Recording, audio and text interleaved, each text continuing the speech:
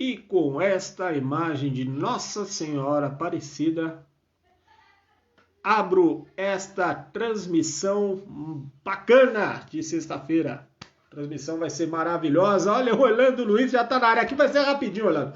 Que é papo, não tem muito o que fazer não. Aqui é só jogar no ar e já era. Só chamar ele aí. Manda ver. Olá, Lisária já tá bem por aqui. Lisária vai ter aqui uma formação agora sobre curiosidades da liturgia. Peço para você que, se puder, compartilhe com a rapaziada. Se não puder compartilhar, a gente agradece da mesma forma. Aqui, Bruno de Maria da Paróquia Santo Onofre, papu, já aqui conosco para a transmissão desta live. Oxi, pô, Orlandão. Lá, eu tô aguardando. Eu chamo Orlando, meu amigo, que mandou solicitação de transmissão. Ô, o que que tá acontecendo aqui? Estamos na graça hoje, na aprovação. Estamos na aprovação, senhor. Cadê o rapaz? Manda o rapaz vir aí. Não consegui aqui. Tá algum probleminha no Facebook dele que eu não consigo correr. Ó, acabei de mandar para ele aqui, eu tô passando mensagem para ele, ele tá entrando aí no Instagram. Nós já vamos começar essa parada aí.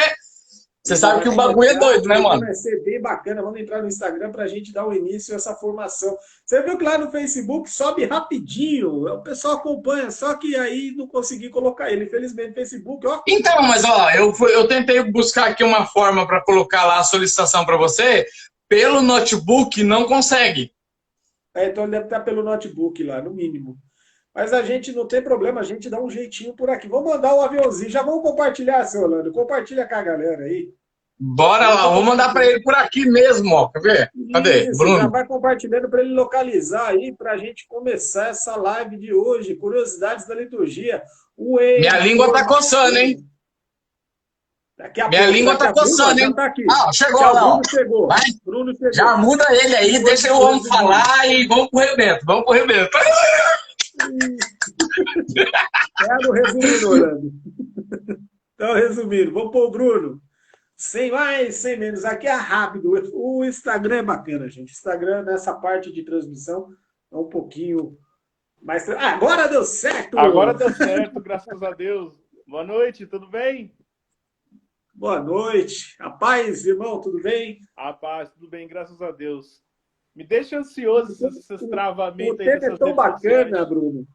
O tema é tão bacana que eu queria fazer lá no Facebook, porque o engajamento é bem maior. Você viu que as pessoas já vai chegando. A gente anunciou Sim. durante o dia, fez até votação. Só que não sei o que aconteceu, eu não consegui. Vou fazer lá, mas não tem problema, a gente vai fazer por aqui. Depois eu levo o resumindo com o Orlando para lá, para o Facebook, lá para a galera acompanhar o resumindo. E amanhã também a gente grava essa mesma live, eu gravo e coloco no Facebook para a galera. Perfeito. Bom, boa noite, Bruno. Para a gente não perder tempo, porque é 1 hora batido, o Instagram é impiedoso, né? Curiosidades da liturgia, a palavra é toda sua, fique à vontade. Pode deixar.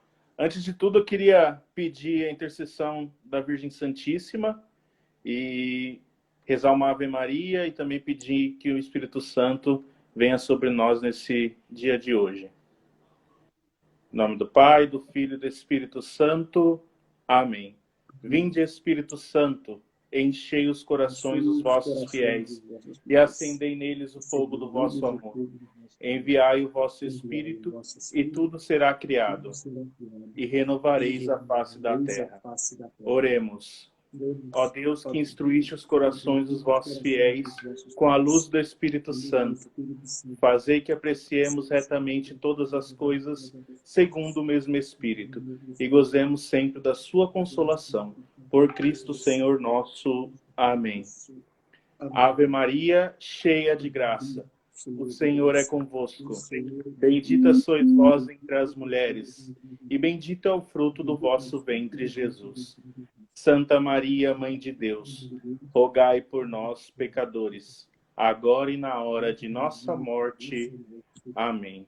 Que a Virgem Santíssima possa interceder por nós e que o Espírito Santo possa nos conduzir nessa noite, nessa live. Vamos lá, pessoal. Para começar, o que significa a palavra liturgia? Se a gente abrir o Catecismo da Igreja Católica, lá no número 1069, ele vem me dizer que significa serviço do povo ou em favor do povo. que isso significa? Que na tradição da igreja, na tradição cristã, o povo de Deus faz parte da obra de Deus. Então, o povo de Deus ele faz parte desta obra de Deus, que é a liturgia, vivenciar, celebrar com ele. Se surgir dúvidas aí, vocês vão colocando aí nos comentários, vão jogando aí, peçam para os meninos passarem, e aí a gente vai respondendo ou responde no final. O Instagram é meio impiedoso, deu uma hora ele corta. Fala um pouquinho sobre os gestos e posições. Em todas as missas, os fiéis devem permanecer em pé, do início do canto de entrada até a oração da coleta, a famosa oração do dia. Inclusive no canto do Aleluia antes do Evangelho, durante a proclamação do Evangelho, durante a profissão de fé e a oração universal. Durante a oração sobre as oferendas e até o fim da missa, exceto em algumas situações, que são as leituras antes do Evangelho, onde a pessoa vai permanecer sentada, o salmo responsorial, durante a homilia, então a nossa escuta, nosso sentido de escutar é sentado, e durante a preparação dos dons do ofertório. E, se for conveniente, enquanto se observa aquele silêncio após a comunhão. Deve-se permanecer ajoelhado durante a consagração, a não ser por falta de espaço ou grande número de presentes de pessoas ou qualquer outra razão que não permita, segundo a Instrução Geral do Missal Romana, no número 21. Certo? Genuflexões e inclinações. Na missa fazem 3 genuflexões. Depois da elevação da hóstia, depois da elevação do cálice, ambas após a narração da instituição e consagração, e antes da comunhão. Então, se você vai perceber que o sacerdote ele está lá no momento da oração eucarística, após ter feito a narração do prefácio, cantado o santo, ele vai fazer a consagração. Feita a consagração, ele vai narrar conforme o Senhor fez lá há 2020 anos atrás. Tomai todos e comei, este é meu corpo. Tomai todos e bebei, este é meu sangue. Após elevar a hóstia consagrada, o próprio Cristo ali já presente, e elevar o cálice com o sangue de Cristo ali, ele vai fazer uma genuflexão para adorar o Senhor. Então, são esses 2 momentos que se fazem genuflexão, e antes de comungar, o sacerdote também faz essa genuflexão. Se houver o tabernáculo ou o sacrário no presbitério, ele deve-se fazer também essa genuflexão antes, no início da missa, antes de subir no presbitério, e depois. E todas as vezes que passar diante do Santíssimo Sacramento. Então, entrei na igreja, entrei lá, participando lá na missa, cheguei na igreja, vou passar em frente ao Senhor que está no sacrário. Eu não vou passar de qualquer forma. É o Senhor que está ali, então eu vou fazer a genuflexão. E falando de inclinações, há 2 espécies de inclinação, a de cabeça e a de corpo. Faça inclinação de cabeça quando se nomeiam juntas 3 pessoas divinas, Pai, Filho e Espírito Santo, ao nome de Jesus. Então, todo momento da celebração que se nomeia, se fala o nome de Jesus, faz a inclinação de cabeça, ao nome de Maria e a um santo em cuja honra se diz a missa. O que significa? Estou celebrando lá a missa, por exemplo, de São Pedro e São Paulo. E aí, na oração eucarística, o padre cita lá uma parte da oração eucarística, veneramos a Virgem Maria, e aí ele fala o santo padroeiro da paróquia e aquele a qual estamos celebrando a sua festa, a memória litúrgica. No momento que ele faz essa citação à Virgem Maria e ao santo que celebramos a sua festa litúrgica, faça a leve inclinação de cabeça. Inclinação de corpo ou inclinação profunda é feita ao altar. Se não houver o sacrário no altar, aí faz a genuflexão. Na oração, ó Deus Todo-Poderoso e purificai-me, que o sacerdote faz. E de coração contrito também, uma oração que o sacerdote faz. No credo niceno constantinopolitano, quando ele fala, e se encarnou pelo Espírito Santo, faz a vênia com a inclinação de corpo. No cânon romano, nas palavras nós os suplicamos, o cânon romano é a oração eucarística número 1. O diácono também faz a mesma inclinação quando ele pede a bênção antes de proclamar o evangelho. E o sacerdote inclina-se um pouco, o corpo, durante a consagração, enquanto ele está proferindo as palavras do Senhor. Tomai todos e comei, este é meu corpo que será entregue por vós. Tomai todos e bebei, este é meu sangue. Sangue da nova e eterna aliança que será derramado por vós e por todos para a remissão dos pecados. Essa é uma pequena parte da nossa formação de liturgia de hoje. A primeira parte. Temos algumas dúvidas por aí já? Já. Imaginei que você mostrou a fichinha. O que aconteceu? Mas nessa semana já teve uma informação do tio Dorival que ele falou sobre a Eucaristia. Sim. Na terça-feira. E essa sua live hoje calhou como uma sequência. Parece até combinado, já veio na sequência. Tá? Deus prepara, né? Sério. Bem bacana. E olha só, uma pergunta aqui até, eu acho que é pertinente para o assunto, sim. Por que temos diversos tipos de orações eucarísticas? Nos perdemos, às vezes, de quando elas são feitas durante a missa. O motivo de ter todas as orações eucarísticas são as orações eucarísticas, elas são feitas para várias circunstâncias. E aí temos as orações que são mais solenes, como o cânon romano, que é antiga, na verdade todas são, e temos as demais orações eucarísticas. Se eu não me engano, total de 13 de cabeça, agora acho que 13 orações eucarísticas. Infelizmente, nós católicos não estudamos tanto quanto devíamos e não conhecemos a grande parte das orações eucarísticas. Seria ideal se conhecêssemos. Mas para isso tem o papel do comentarista lá. O comentarista está lá na liturgia justamente para motivar os fiéis, ou o diácono também pode fazer essa função, motivar os fiéis a dar essas respostas. Então, na paróquia em que cada um pertence, o ideal seria que, quando se utiliza uma oração eucarística que não é tão conhecida, as mais conhecidas, comumente as mais conhecidas são a 2 e a 5, que são mais fáceis de gravar, mas as demais não são tão conhecidas, que o comentarista faça essa exortação e o povo responda ou junto ou logo após o comentarista. Essa foi a resposta do Bruno de Maria. Bom, vamos continuar ainda nessa primeira parte sobre curiosidades da liturgia. Bom, a primeira já no que você falou na parte de inclinar a cabeça, inclinar profundamente o corpo, os dois momentos que se passa em frente ao altar.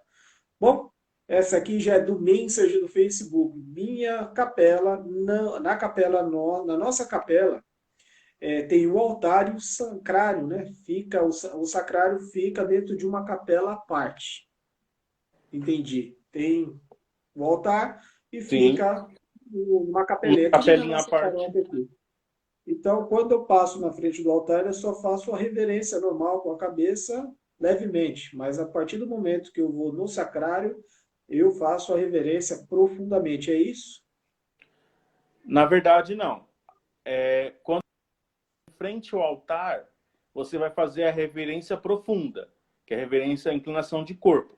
Porque ali está o altar do sacrifício. Jesus vai se dar por nós ali. Quando você passa em frente ao Senhor presente realmente na hóstia consagrada, se faz a genuflexão, porque é um gesto de adoração. Então, se eu passei em frente ao altar, o Senhor não está presente em corpo, sangue, alma e divindade, eu vou fazer essa reverência profunda ao altar. No caso, não sei se tem coroinhas, acólitos aqui participando, quando eu estou ali servindo, ou os próprios leitores e ministros, quando eu estou servindo ao altar, eu vou passar em frente ao altar, só que de um lado está o altar, do outro lado está o padre. Eu faço reverência ao padre. Por que ao padre? Porque o padre, a partir do momento que ele começou a celebrar, ele é a pessoa de Cristo. Então eu vou fazer reverência ao padre que está ali representando realmente Cristo, como diz em latim, in persona Christi. Então eu vou reverenciar o padre. Agora eu passei em frente ao altar e aí não tem um sacerdote atrás, eu vou fazer reverência ao altar, a reverência profunda. Passei em frente ao altar, estou com o Santíssimo Sacramento exposto, ou o padre já consagrou. No momento da missa, claro que o ideal é a pessoa estar quieta no lugar dela, participando, prestando atenção, mas passei em frente ao altar, o padre já consagrou o pão e o vinho, já é corpo e sangue de Cristo. Ou passei em frente ao sacrário, eu vou fazer a genuflexão. Essa aí está respondida, então a pergunta. Bom, antes de a gente ir um pouco mais adiante a esse tema, vamos voltar ali na parte da comunhão. O Orlando Luiz tocou aqui no assunto da ação de graças. Mas vou pedir para você me explicar primeiro, antes de a gente responder essa, como fazer uma boa ação de graças pós-comunhão, o que é a ação de graça? Muitas pessoas não sabem o que é essa oração de ação de graças. E outra coisa, tem muita gente que até hoje me pergunta, nossa, mas para que tocar canto pós-comunhão? Queria que você comentasse para a gente essas duas partes. Dos cantos Tá. pós-comunhão e sobre a parte de ação de graças. Tem pessoas que ainda, infelizmente, se confundem nessa parte pós-comunhão, né? Tá. Eu recebi o Senhor. Vou lá, recebi o Senhor na Eucaristia. É o meu momento de intimidade com Ele. Eu não sou mais só eu.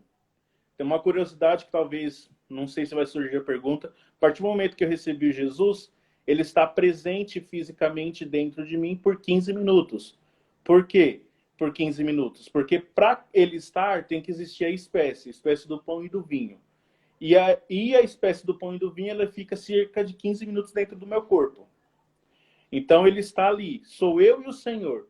Então esse momento de ação de graças é justamente o momento de eu louvar a Deus, estar ali, seja sentado, ajoelhado, normalmente segundo o missal romano, faz-se sentado, mas tem muitas pessoas que têm o costume de ajoelhar para louvar, adorar ao Senhor que está presente dentro de si. Você agora é tabernáculo vivo do Senhor. Então você vai louvar e agradecer a Deus com suas palavras. Senhor, eu vos louvo, dou-vos graça por ter recebido na comunhão, dou-vos graça porque deste a vida por mim. Você vai utilizar das suas palavras para render graças a Deus. Referente ao canto pós-comunhão, ele é um canto normalmente de exaltação, para louvar também, para dar graças ao Senhor. O missal romano ele instrui que haja o silêncio. Por que o silêncio? Aí já respondendo a pergunta que fizeram como fazer uma boa ação de graças. Porque no momento do silêncio, você entra mais intimamente com Deus. Quando você vai fazer uma oração com Deus, você não vai fazer uma oração com todo um barulho, com toda uma bagunça. Você vai se olhar para si mesmo, olhar para dentro de si e fazer oração intimamente com Deus. Então, por isso que é recomendado o silêncio. Mas pode-se cantar, sim, um canto de ação de graças ou canto pós-comunhão, como é o costume das nossas paróquias. Ele também serve para que a pessoa possa louvar a Deus, glorificar a Deus, dar graças a Deus, porque muitas pessoas não têm palavras para glorificar a Deus. Então, o canto ele pode ajudar a pessoa a glorificar a Deus de alguma forma. Como se fosse, não. Vamos resumir, é um momento de adoração. Ponto. Isso, perfeito, perfeito. Um momento de adoração ao Senhor. E como fazer uma boa ação de graças pós-comunhão? Uma boa ação de graças. Você primeiro tem que estar a receber Jesus sinceramente e em estado de graça. É importante estar em estado de graça. Em estado de graça, recebendo o Senhor, você vai ao seu local e uma boa ação de graças é aquela que vem do seu coração.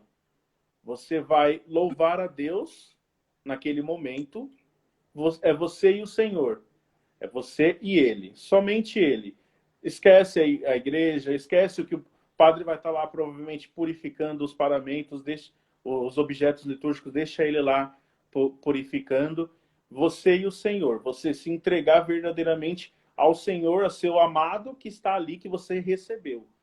Então, pode-se, é recomendável que em silêncio, olhe para dentro de si, para o seu coração, e com o Senhor já fazendo parte de você, um só corpo e um só sangue, você glorifique a Ele, dê suas graças, seus louvores, glorifique a Ele, exalte a Ele acima de tudo, porque Ele é o nosso Deus, é tudo que nós temos, né?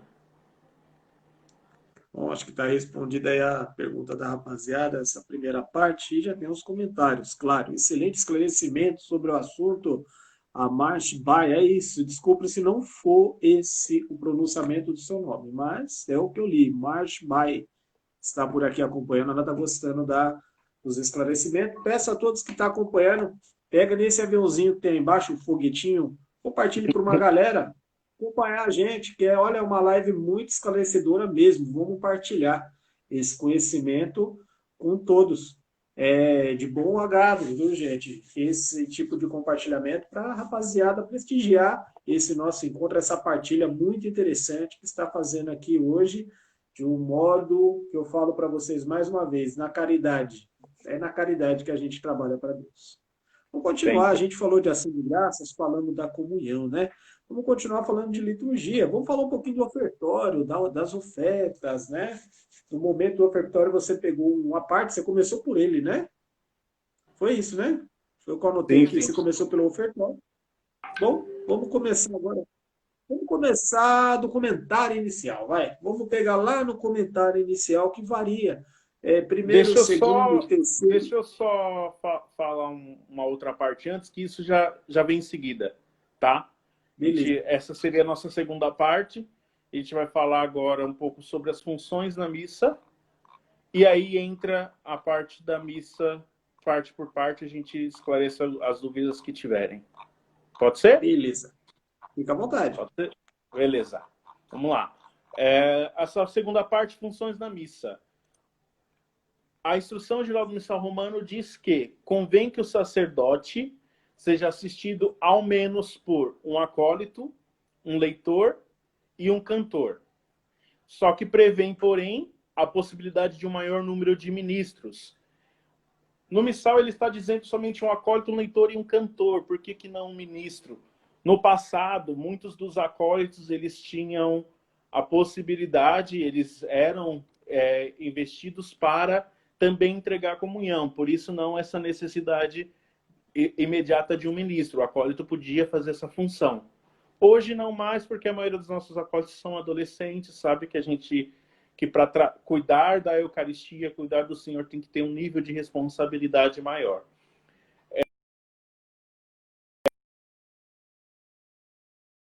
E o altar. Estão me ouvindo? Acho que travou aí. Não, estou ouvindo normal. Normal, né?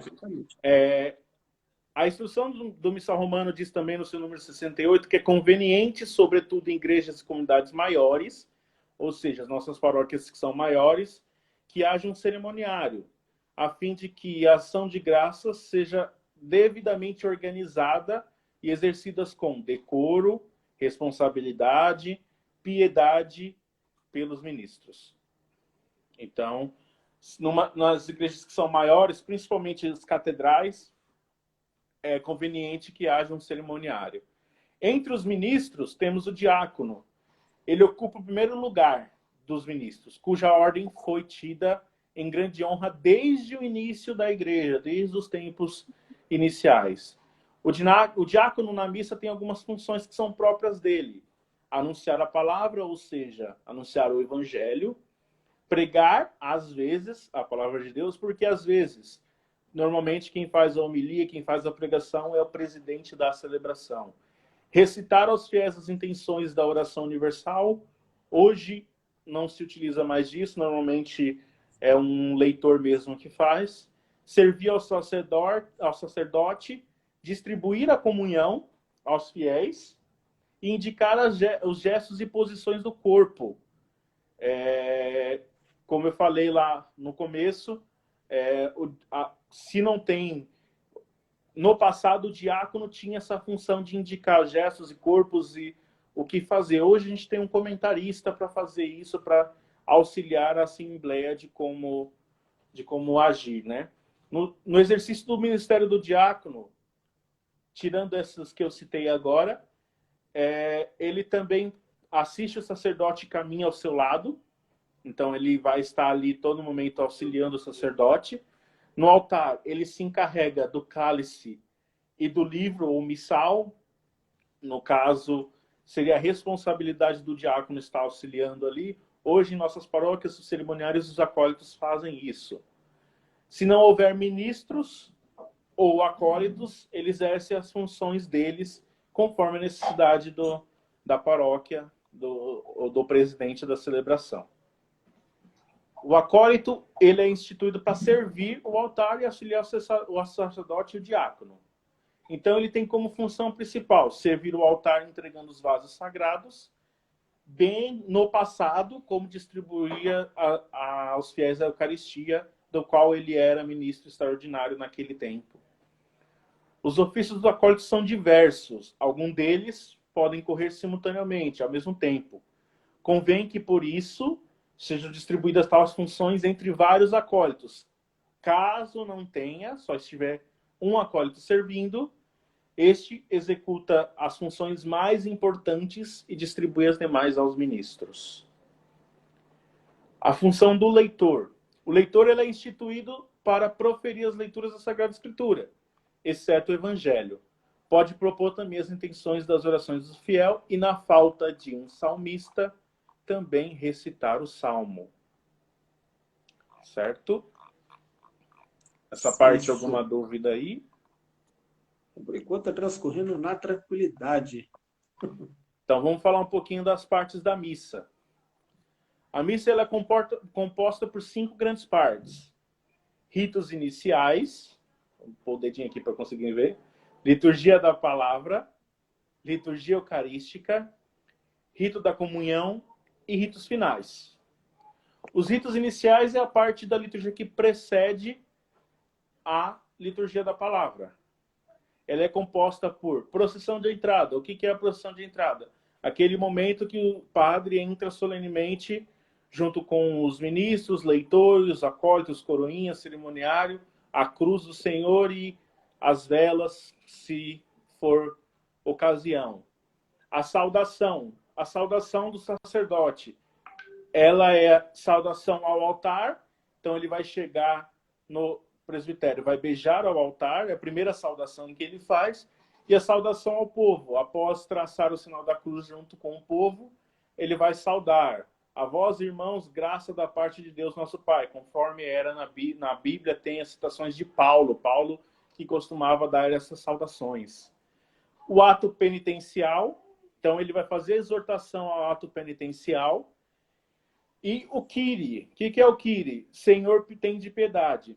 Se não for feito o canto, ou seja, no meu canto de perdão eu não tenho essas 3 palavrinhas. Senhor, tem de piedade de nós, Cristo tem de piedade de nós, Senhor, tem de piedade de nós.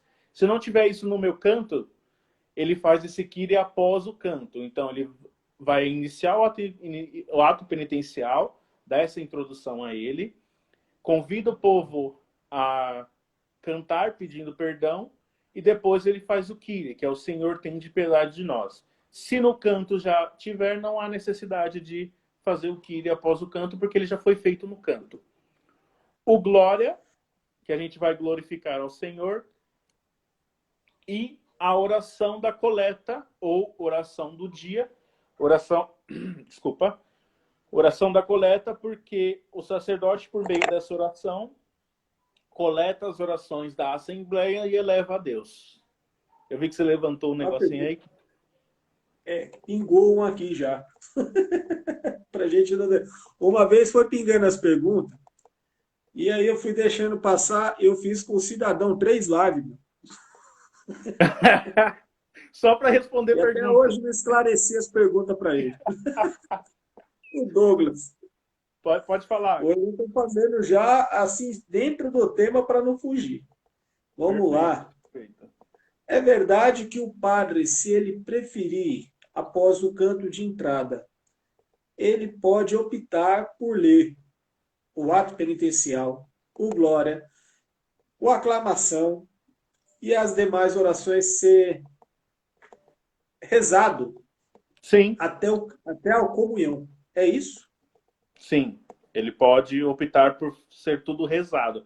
Principalmente em locais que a gente não tem um cantor para estar fazendo essa função. Então, muitas missas, às vezes nas paróquias mesmo, a gente ocorre de um cantor faltar de última hora, infelizmente, ou um cantor não conseguir participar. O padre ele pode fazer todas essas orações rezadas, o ato penitencial, o Kyrie, o Glória, no ofertório. Em vez de se cantar, toda aquela oração que ele faz, bendigando a Deus pelo pão, fruto do trabalho humano, pelo vinho, fruto do trabalho humano, ele faz em voz alta e o povo responde junto com ele. Depois ele tem umas respostas específicas para cada oração, mas sim, ele pode fazer todas as orações da celebração rezada. Mas como dizia, como diz o ditado, quem bem canta reza duas vezes, né? Então é importante, até no missal diz isso, né? É importante, então, que a gente tenha um cantor para estar fazendo essas partes que são cantadas para que possa ter maior participação e ter também maior glorificação ao Senhor. A Genice pergunta o seguinte, Douglas, fazemos parte de ministério de música na nossa paróquia.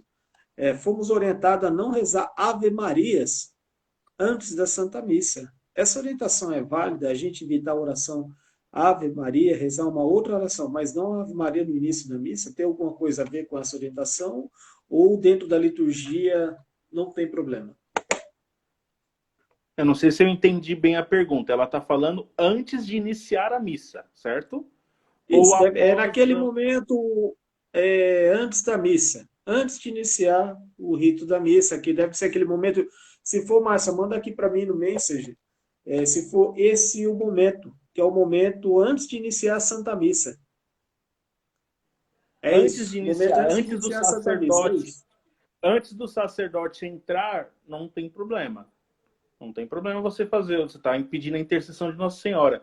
São Luís Maria de Ligório, ele diz que Santo Afonso Maria de Ligório, desculpa, São Luís Maria de Grignon de Montfort, ele diz que a importância de rezar Ave Maria e ele diz que o sacerdote, todos os sacerdotes deveriam rezar uma Ave Maria antes de iniciar a homilia para pedir a intercessão da mãe, para que ela fale a ele o que ele deva passar aos fiéis, né? Então, eu não tem nenhuma instrução no missal que diga que é proibido rezar Ave Maria antes de iniciar. Fica estranho eu estar no meio do ato penitencial, acabei o ato penitencial e resolver rezar uma Ave Maria. Aí você está fugindo do rito. Acabei de rezar o Glória, vou rezar uma Ave Maria. Você está fugindo do rito. Ou até substituir a homilia por uma Ave Maria. Também não pode. Agora, você antes de começar a liturgia, antes de começar a Santa Missa, rezar uma Ave Maria, não há problema nenhum. Ela está esclarecendo aqui porque atualmente ela alega. Aparece muitas pessoas da equipe de liturgia, fala que é da equipe de liturgia, mas no final de contas dão umas instruções que às vezes fogem um pouco do rito dentro da Santa Missa. Essa aqui é a pergunta que ela mandou e a afirmação, o comentário que falou que esclareceu a dúvida dela. Porque acho que cada igreja tem, parece uma... São todas iguais, claro. As igrejas católicas pregam a mesma coisa. A unidade. Parece que da igreja, aí o Orlando que gosta dessas coisas, né? O Orlando já deve estar se mordendo. O Orlando adora isso. Você conhece. Ele gosta dessas coisas, né? A pessoa está lá, fala uma coisa aqui nessa igreja, na outra igreja falou outra coisa, ali não fala, ali está errado, ali está certo. Olha, eu entendi o ponto de vista dela. Sim, mas isso só mostra o quanto nossa igreja está carente de formação de liturgia e está carente de pessoas que queiram aprender, porque também não adianta o padre lá da sua paróquia se esforçar ao máximo, trazer formadores, trazer pessoas para dar formação, e aí chega lá, tem 2 pessoas para formação. Então, essas 2 pessoas querem aprender, as demais não querem. Então, nossa igreja, sim, está carente de formação, mas principalmente carente de pessoas que queiram receber essa formação. E hoje essa formação aqui para acompanhar, quem quiser acompanhar, logo após já vai estar disponível no IGVT e amanhã, claro, no Facebook. Só que eu já vou fazer um convite para você que está aqui comigo, já no meio da live eu já faço o convite já. Eu Já gostaria dessa... convoca. Já Já convoco no convoca. meio da... Ó, essa mesma liturgia a gente precisa fazer no Facebook, lá na mesma formação, que na mesma plataforma que a gente transmite a Santa Missa, era a plataforma que a gente ia fazer essa formação. Seria muito interessante lá. Infelizmente hoje não deu certo, eu não sei por que não deu certo, eu não te Eu também vi. não sei. Eu acho que é porque você não aceitei alguma solicitação sua lá. Mas Então, eu te mandei a solicitação de amizade lá e parece que você não tinha aceitado ainda. Não sei se é por causa foi disso. por isso. Agora eu estou pensando aqui, eu não olhei as solicitações de amizade, não vi e abri a transmissão. Aí não consegue realmente colocar, mas no final a gente vai fazer depois nós vai fazer um teste nisso aí, vamos agendar para a próxima semana, se Deus quiser. Claro, não quero te atrapalhar, mas aí você Não, pensa não, direitinho se for para a preciso, gente continuar. estamos Vamos ver os disponíveis. comentários para a gente continuar aqui, que está bem legal a formação. Te amo, sua linda. Pô, Orlandão, pelo amor de Deus, vai. Muito bem. Seu Muito bem Orlando não tem o que colocada a resposta. fazer. Fala bem. Que orgulho desse rapaz. A Márcia é a Márcia. Agora você falou seu nome, ficou melhor para me falar seu nome. É a Márcia. Bom, vamos continuar. A gente parou aqui nos ritos. Ritos da missa. Vamos continuar. Isso. Paramos. A gente parou nos ritos iniciais. Então, concluiu ali Isso. após a oração da coleta. Após a oração da coleta, a gente vai iniciar a liturgia da palavra. A gente não pode dizer que é o ápice da celebração, porque o ápice da celebração é o próprio Cristo que se faz presente na Eucaristia. Mas podemos dizer que é o segundo ápice da celebração. É o momento que Deus fala comigo. Então, a parte principal da liturgia da palavra é constituída pelas leituras da Sagrada Escritura e pelos cantos que ocorrem entre elas, os salmos e sequências. Uma curiosidade que eu tirei, eu imaginei que talvez alguém perguntasse, então já deixei aqui pronto para responder, já vou até falar agora. A origem da sequência, não sei se vocês, todo mundo lembra da sequência, principalmente das missas da Páscoa, Pentecoste. Após a segunda leitura tem uma sequência, um cantada.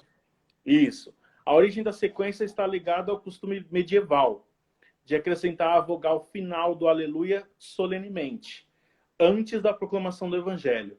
Uma série de notas que desdobravam num longo vocalizado chamado por Júbilos do Aleluia, ou sequência. Esse gênero musical surgiu no século IX, por volta do século IX. Sua popularidade foi tamanha que 2 séculos depois já havia um número aproximadamente de 5.000 sequências. Praticamente usava sequência para tudo. Uma festa, uma circunstância, qualquer coisa tinha uma sequência própria. O Papa Pio XVI conservou no seu missal somente 5 sequências. Victima Pascale Laudis, o da Páscoa. Veni Sancti Spiritus, Pentecostes. Laudationo Salvatore, Corpus Christi. Stabat Mater Dolorosa, Nossa Senhora das Dores. E Dies Irae, Missa dos Fiéis Defunto. Então a gente tinha no missal do Papa Pio V, desculpa, eu falei 16, né? Papa Pio V, tínhamos essas 5 sequências. O missal romano, após o Vaticano II, deixou de fora a Dies Irae e manteve as outras 4, essa Dies Irae de finados. E manteve as outras 4 sequências, de Páscoa, Pentecostes, Corpus Christi e Nossa Senhora das Dores. Porém, são de uso obrigatório apenas 2, Páscoa e Pentecostes. Se alguém tiver curiosidade, essa parte do texto foi extraído do livro Cantando a Missa e o Ofício Divino, da editora Paulinas. Paulus, editora Paulus. Cantando a Missa e o Ofício Divino, da editora Paulus. E já tocaram no assunto aqui da ladainha. O pessoal da Ponte sem nó, não. E a ladainha? Carlos Vitor, lá do Face, está perguntando. E a ladainha? E a ladainha? Foi só essa a pergunta dele? Ele queria saber mais sobre a ladainha. As ladainhas, que é cantada. Bom, deixa eu fazer a pergunta, Carlos. Desculpa. Eu não sei, meu, de onde aparece tanta galera. Boa noite, Aparecida, tá por aqui. Vamos ver. Então, a galera que tá assistindo, esse número aí em cima é real, viu, gente? Não é possível, não, meu. A Márcia, a Maria. Ó quem tá aqui, o Wendel Cardoso, gente, que fez com a gente. A Maria Barros por aqui. O Paulo Cairoz, um abração. Paulão já passou pelo sim que eu dei. Rapaz, tem uma galera acompanhando aqui, o Amém. Orlandão, tem uma galera legal aqui. E aí, claro, o rapaz que me mandou aqui, o Carlos, vamos falar com o Carlos. O Carlos está perguntando o seguinte: a ladainha de todos os santos, que é cantada somente na missa de Páscoa, né? Na missa da Vigília Pascal, precisamente ele colocou aqui. E depois temos outras ladainhas que vêm sendo cantadas em algumas outras solenidades. Quantas ladainhas temos dentro das solenidades da Santa Missa? A ladainha Perguntem, ela é meu. uma só, né? A Oi? ladainha ela é uma só. A ladainha ela é única, é uma só. Claro que aquela súplica a cada santo pode variar de acordo com a localidade. Então, aqui, por exemplo, no Brasil, a nossa intercessora é Nossa Senhora Aparecida.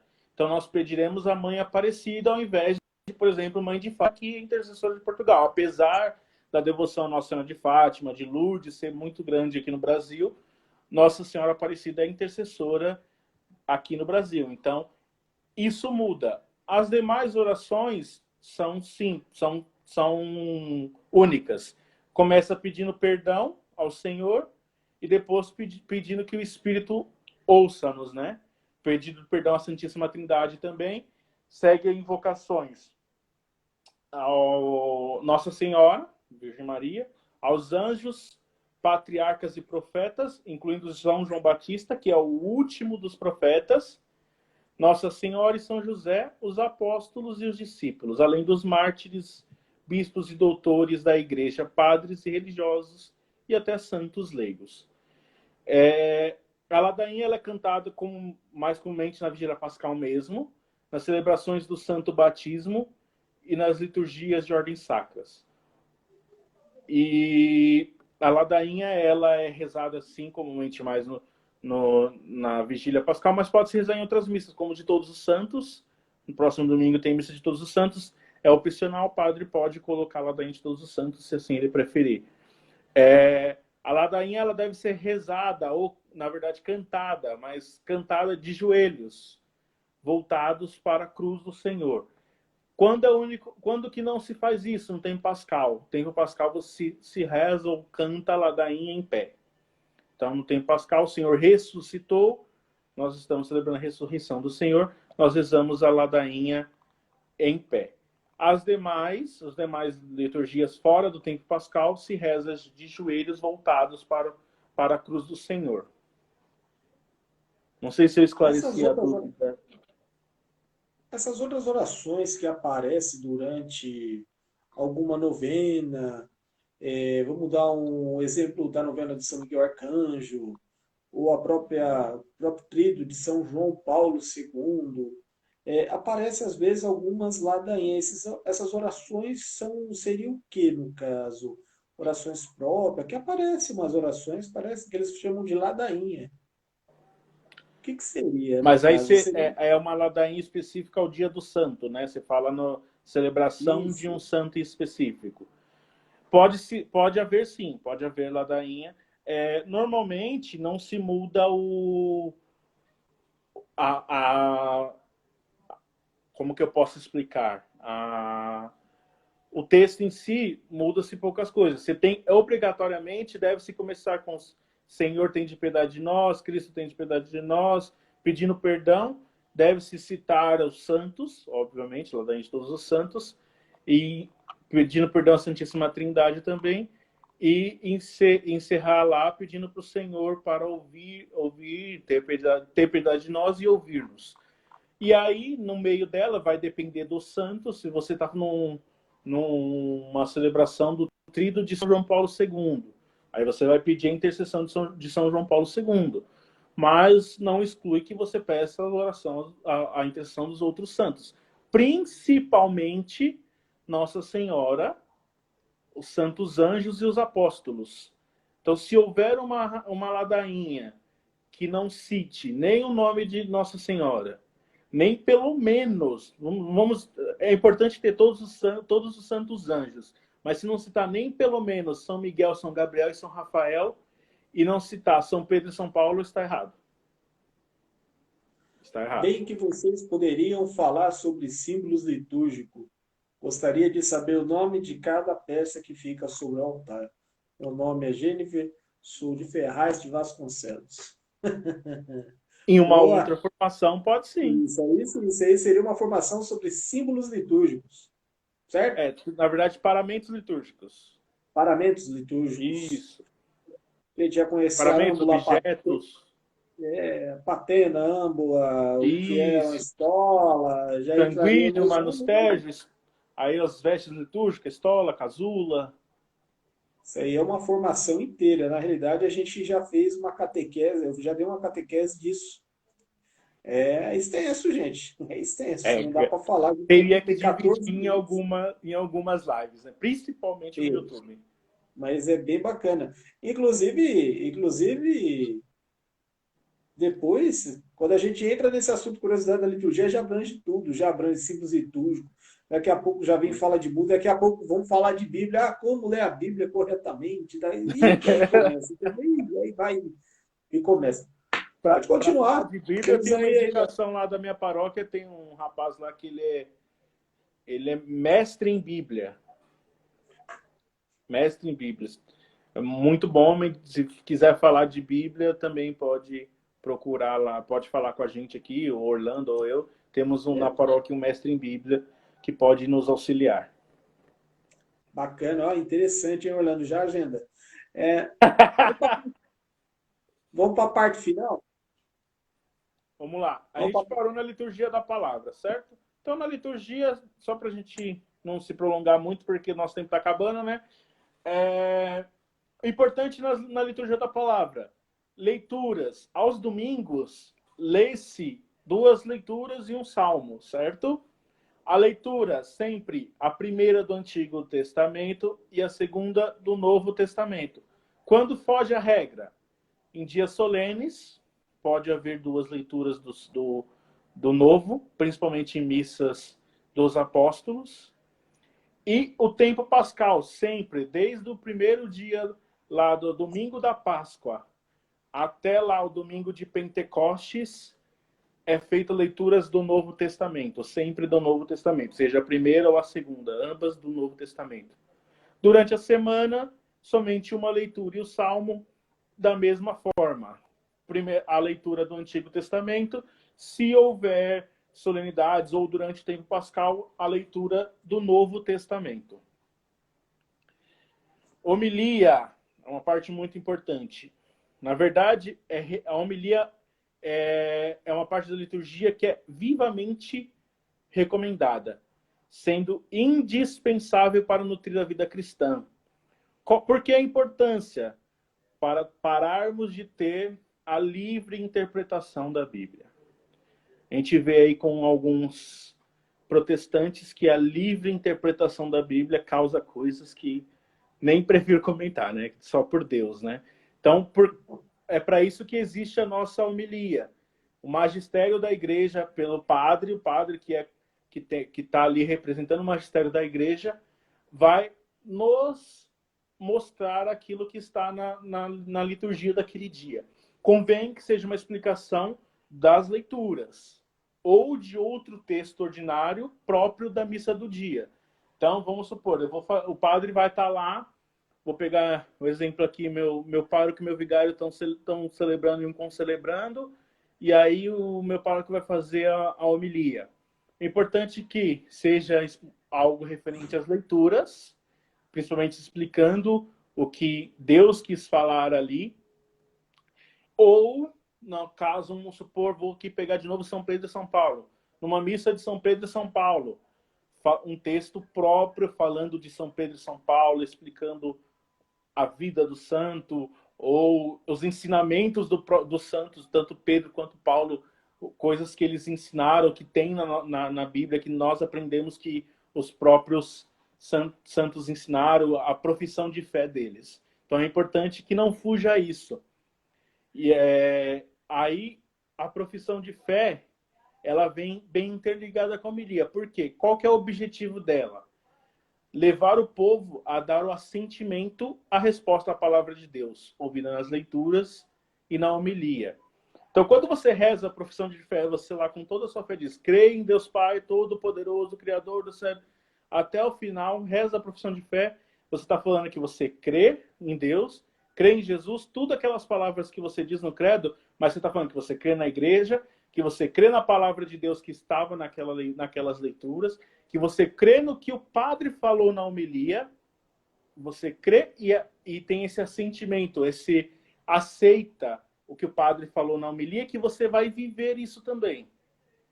Então, como é muito importante a gente ter essa noção. Primeiro, de que a homilia não pode ser feita de qualquer jeito, porque depois você vai falar na frente que você crê em tudo naquilo que falou na homilia. Então, o padre tem que ter essa noção de que não pode ser feita de qualquer jeito. Ela deve ser baseada em cima das leituras do Evangelho, daquele dia, daquela liturgia, ou em cima de leituras, textos ordinários da missa, da missa do dia. E aí, na profissão de fé, você dá esse sentimento de que você crê em tudo aquilo que estava na palavra e que o padre te falou e que o padre te falou na homilia. Então, você dá esse assentimento. Então, se você está lá numa missa e o padre, Deus livre guarde, mas infelizmente o padre resolveu falar de política a missa inteira. Infelizmente temos. Não que ele não possa falar ou dar citações de política, mas a base da homilia dele tem que ser a palavra de Deus ou a citação do santo, ou algum texto do santo que está celebrando. Então ele resolveu falar de política a missa inteira e falou: não, você tem que votar nesse daqui, porque esse daqui é um candidato bom, é meu candidato. Aí você vai lá e fala que você crê em Deus Pai, que você crê na palavra do que o padre falou na homilia. Você realmente crê naquilo que o padre falou na homilia, porque você está professando isso. Então tem que tomar esse certo cuidado também. Muito bacana. Hoje, Bruno de Maria da Paróquia Santo Onofre falando de curiosidades da liturgia. Já ultrapassamos aqui 53 minutos de live, temos 7 minutos ainda aqui para a gente aproveitar. Então vamos para a liturgia eucarística. A liturgia eucarística é composta por preparação das oferendas e oração eucarística. Na preparação das oferendas, o padre vai fazer as orações. Então ele vai lá receber o pão e o vinho. Ele vai colocar lá o vinho, que representa a grandeza de Deus, e também do lado de Cristo jorrou sangue e água, e uma gota d'água que representa a nossa pequenez. Então, e vai dizer: pelo mistério dessa água, desse vinho, fazer que possamos participar da divindade do vosso Filho, que se dignou a assumir a nossa humanidade. Depois ele vai erguer o pão, vai bendizer a Deus. Bendito seja Deus pelo trigo, fruto do trabalho humano. Mesma coisa com o vinho, vai erguer: bendito seja Deus pela videira, fruto do trabalho humano. Essas orações ele faz, depois ele faz um pequeno ato de contrição, né? De coração contrito e humilde, faz essas orações e lava as mãos. Esse lavar as mãos, qual que é a simbologia do lavar as mãos? Ele não está simplesmente lavando a mão porque o padre não lava a mão antes de começar a missa. Não é isso, gente. Infelizmente, tem gente que pensa que é isso. O padre, ele tem, como todas as pessoas devem ter, ele tem a higiene dele pessoal. Ele lava a mão ali, aquele símbolo de lavar os seus pecados. Lavar-me, Senhor, das minhas faltas e purificar-me dos meus pecados. Para quê? Para que ele possa estar digno de pegar na Eucaristia. Então, ele vai encostar no próprio Cristo. Então, tem que haver dignidade. Então, ele lava, ele se purifica dos pecados ali, para depois estar ali e pegar no próprio Cristo. Tanto que aquela água era dispensada, é jogada fora. E depois, quando ele purifica a mão pós-comunhão, essa água ela não pode ser dispensada de qualquer jeito, porque há partículas do próprio Cristo ali. Então, lavou a mão, ele vai fazer a oração sobre as oferendas e começar a oração eucarística, que começa com um prefácio. Eu costumo dizer que todo bom livro tem um prefácio. Toda parte importante tem um prefácio. Então, eu vou ler um bom livro, ele vai ter um prefácio que é como se fosse uma introdução daquilo que vai... Uma narrativa, uma introdução, uma narrativa do que vai acontecer. Da mesma forma, esse prefácio, o prefácio precede o santo. É importante dizer, não pode se mudar a fórmula. Tem que ser santo, santo, santo, Senhor Deus do universo. O céu e a terra proclamam vossa glória, hosana nas alturas. Bendito que vem em nome do Senhor, hosana nas alturas. Cantado, rezado, não importa. Mas você não pode inventar outra forma. Você pode ter o hosana, hosana, mas contanto que tem essa citação no meio, na frase lá, no santo. Após o santo, aí vem a consagração, o momento ápice da nossa liturgia. O padre vai consagrar a Eucaristia, o pão e o sangue vão se tornar corpo, o pão e o vinho vão se tornar corpo, sangue, alma e divindade de nosso Senhor Jesus Cristo, e vai narrar como Jesus falou a instituição da Eucaristia. Tomai todos e comei, isto é meu corpo. Tomai todos e bebei, isso é o meu sangue. Depois, eis o mistério da fé. A gente não está ali, e aí muita gente falado, os protestantes costumam criticar a gente. Ah, vocês estão relembrando o que Jesus fez. Ah, vocês estão lembrando de algo que aconteceu. Ali não está Jesus, a gente não está relembrando. A gente está atualizando o mistério. Jesus está se entregando novamente por nós. É a atualização do mistério. É como se estivesse acontecendo novamente, porque realmente está. E após isso vem todas as súplicas que as orações eucarísticas têm. Pede pela igreja, pelos fiéis falecidos, pelo clero, pelo Papa, pelo Bispo, pelo clero, e pede intercessão da Virgem e dos santos, os santos padroeiros da paróquia, ou o santo que está celebrando, por todo o povo, pelas pessoas que estão ali. Não sei se tem alguma dúvida quanto a isso, nosso tempo está acabando, né? Na realidade, já se foi o nosso tempo.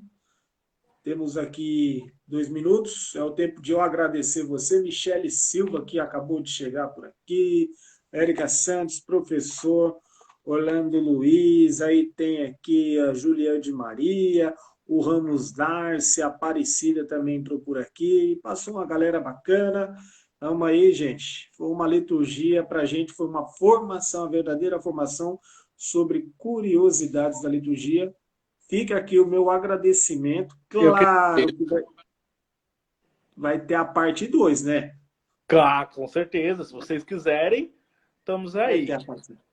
Vai ter a parte 2, mas a parte 2... Uma citação aqui, esta é a maravilha da liturgia, que como o catecismo recorda, é culto divino, anúncio do evangelho e caridade em ato. Catecismo da Igreja Católica, número 1070. É Deus mesmo quem age e nós nos sentimos atraídos por esta ação a fim de sermos, deste modo, transformados nele. Bom, a parte 2 é para que dia amanhã? 10 da noite? Só você combinar e a gente combina eu, você, Orlando, direitinho, e aí a gente faz parte 2 e aí estou à disposição. Precisar, beleza, estamos aí. O importante é que nosso povo católico tenha cada vez mais conhecimento do que a gente está celebrando, que estar na missa não é qualquer coisa, não é só o padre falando baboseira lá na frente. Estamos celebrando o corpo e o sangue de Cristo. Deve-se ter respeito, deve-se viver aquilo, né? É verdade. Bom, muito obrigado, Bruno. Bruno Eu que de agradeço. Maria, muito obrigado. Ele é cerimoniário, né? Da paróquia Isso. Santo Onofre, aqui em Jerusalém, aqui em São Paulo mesmo, aqui pertinho de Itaquaquecetuba. Gente, obrigado. Vamos agora para o Resumindo com Orlando Luiz. E o Resumindo hoje é lá no Facebook, viu, galera? Prepara o Orlando lá no Facebook. Tá certo? Obrigado. E até a próxima formação, se Deus quiser. Até mais. Até a próxima. dons, é Deus que nos conduz. Até mais.